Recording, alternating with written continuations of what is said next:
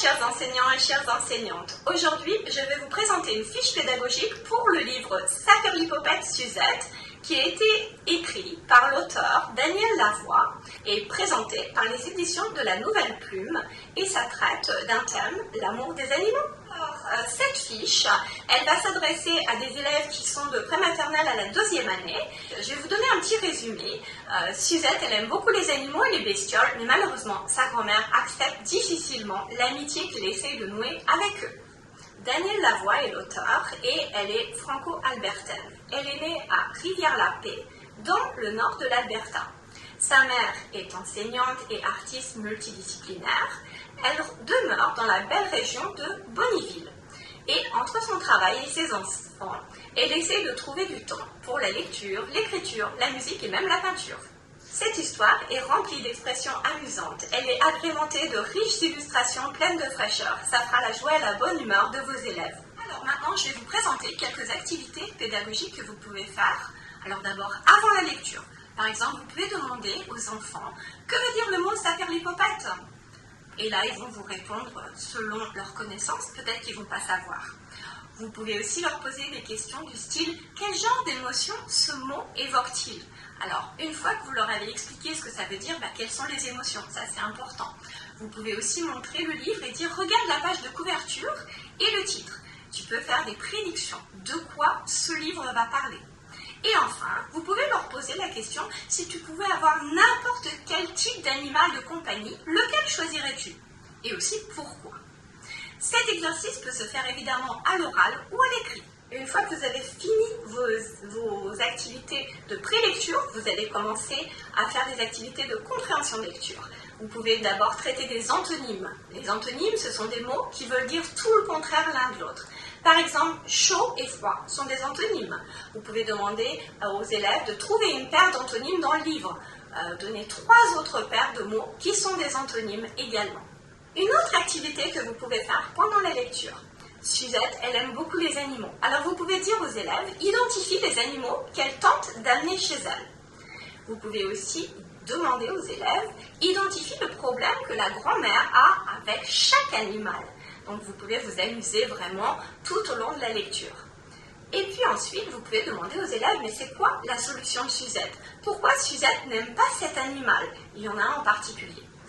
Également, vous pouvez dire, la grand-mère se sent mal pour Suzette.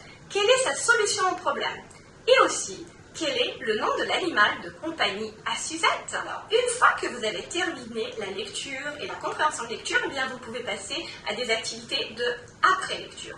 Par exemple, vous pouvez explorer le vocabulaire, les expressions. Demandez aux élèves, trouve les expressions qui expriment les sentiments de Suzette quand elle n'a pas d'animal de compagnie, par exemple.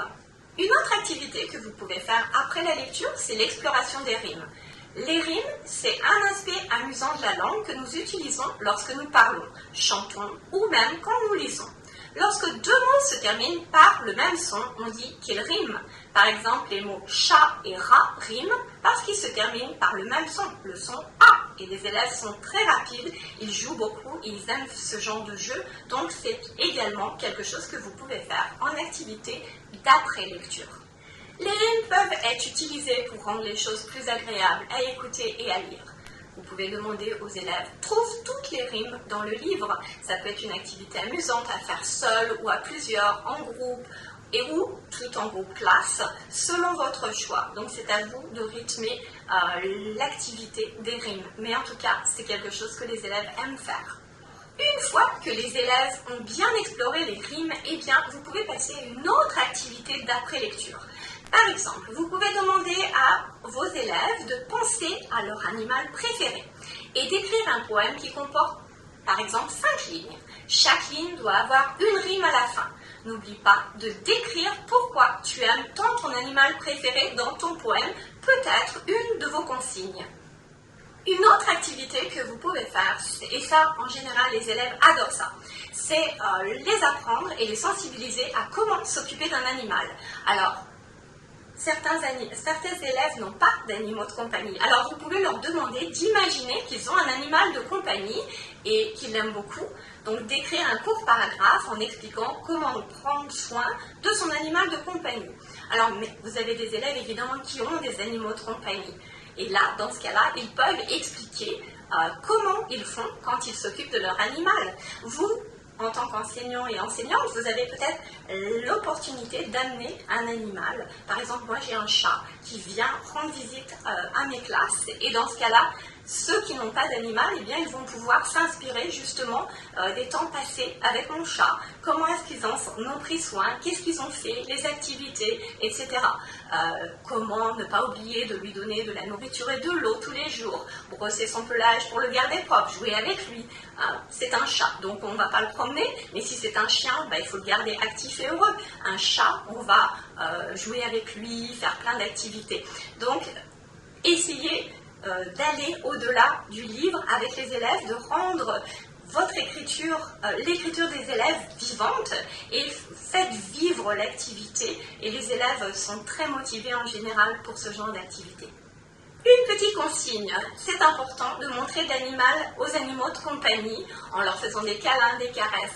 Alors peut-être dans leur petit paragraphe, ils peuvent utiliser des mots simples, des étapes claires, afin que tout le monde puisse apprendre comment prendre soin d'un animal de compagnie en lisant le paragraphe qui a été écrit par l'élève. Une fois que vous avez terminé toutes les activités, eh bien, les éditions de la Nouvelle Plume ont même conçu un corrigé qui est à titre indicatif, mais ça va vous guider pour la compréhension de lecture en particulier et aussi pour les activités qui ont été suggérées. Donc c'est là pour vous aider, pour vous soutenir, mais c'est juste à titre indicatif.